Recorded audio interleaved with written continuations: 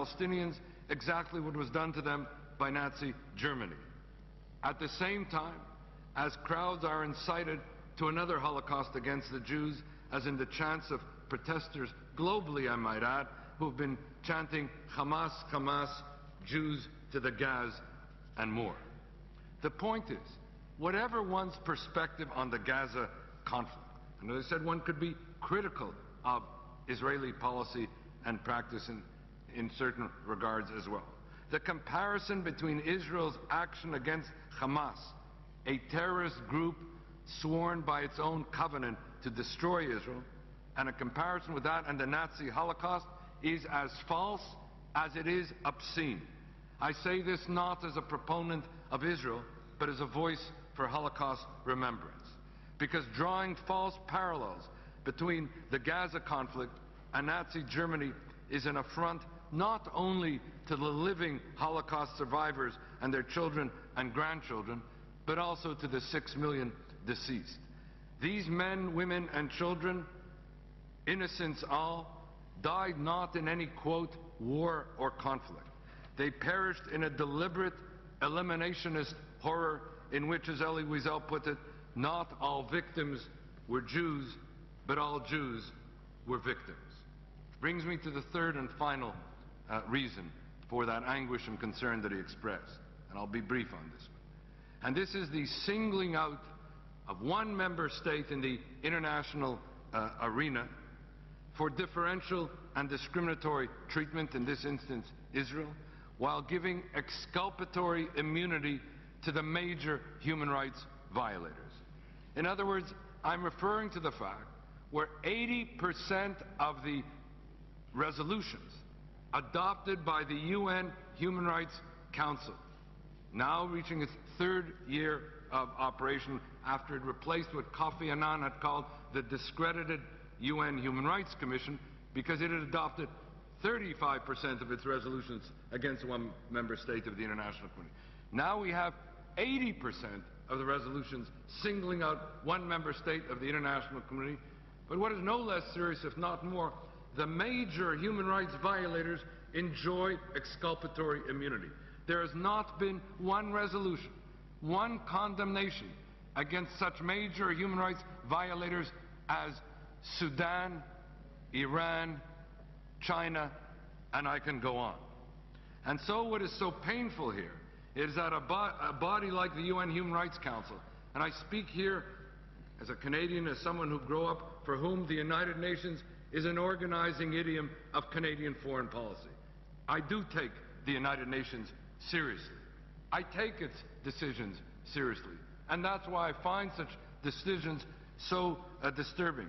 Because the United Nations and the UN Human Rights Council has been established as the repository for human rights standard setting. Its decisions compose, and I can tell you as a law professor, they are looked to as being the human rights jurisprudence of the international community.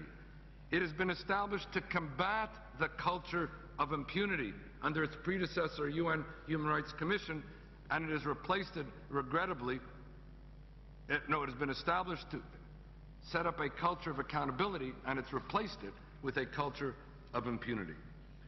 This body ends up being part of the problem and not part of the solution. And if I can paraphrase Martin Luther King, our concern must be not only with the actions of our enemies, but the silence of our friends. And in this instance, we should expect and ask more of the UN Human Rights Council, because we want to take the UN seriously. And what is happening at the UN today undermines the integrity of the UN, under whose protective cover these decisions are being made, erodes the imprimatur of international law under whose authority these decisions are being adopted, and diminishes the struggle for human rights in whose name it is being enacted. And so, whether it be, and this by way of conclusion, whether it be the first reason that I spoke of, namely state-backed or state-sanctioned genocidal anti-Semitism, or whether it be the Nazification of Israel and the use and abuse of the Holocaust as justification for the dismantling of the Jewish state, or whether it be the use and abuse of United Nations bodies, and I gave you only one brief snapshot. Silence and indifference cannot be an option for us.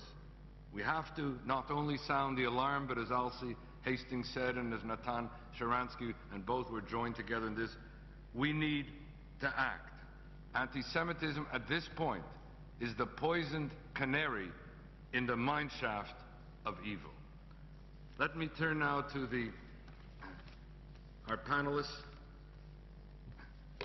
under this framework of legal remedies and ask our Alberto Nisman, state prosecutor in Argentina, who actually organized the main prosecution and report with respect to those implicated in the bombing of the Jewish Community Center, the AMIA, in Argentina in 1994, and which implicated actually members of the Iranian leadership.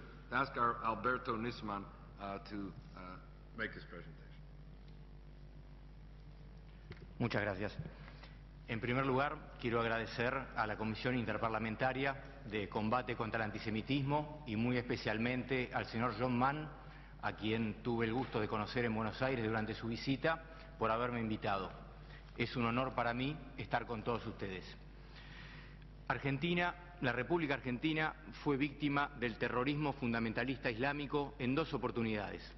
Concretamente, con el ataque a la Embajada de Israel en Buenos Aires, llevada adelante el 17 de marzo del año 1992, y el ataque a la sede, la Mutual Judía de la AMIA, el 18 de julio del 94.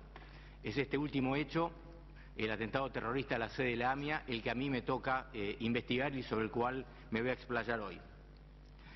Luego del fracaso de la primera etapa de la investigación, que llevó 10 años, donde terminaron procesados el ex juez que investigó en la causa, los ex fiscales y autoridades políticas de ese momento por los delitos y los encubrimientos que han cometido, en el año 2005 se ha creado una Fiscalía Especial para investigar este atentado.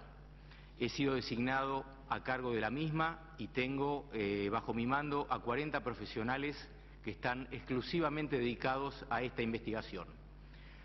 Tuvimos que partir de cero en el año 2005, como dije, y luego de que el hecho había ocurrido ya hacia 11 años, con las dificultades que implica investigar un suceso de estas características tanto tiempo después. Luego de casi 2 años de intenso trabajo, en octubre del año 2006, emitimos un extenso dictamen que fue aceptado favorablemente por el juez, por todas las instancias de la justicia argentina, y en noviembre del 2007, en la Asamblea General de Interpol, celebrado en Marruecos, votado por una amplia mayoría a favor de la posición argentina. Allí lo que logramos demostrar, y pedimos las consecuentes capturas a las cuales hizo lugar, fue que el atentado de la AMIA de julio del 94 fue ordenado, fue planificado y fue financiado por las máximas autoridades del gobierno de la República Islámica de Irán de aquel entonces.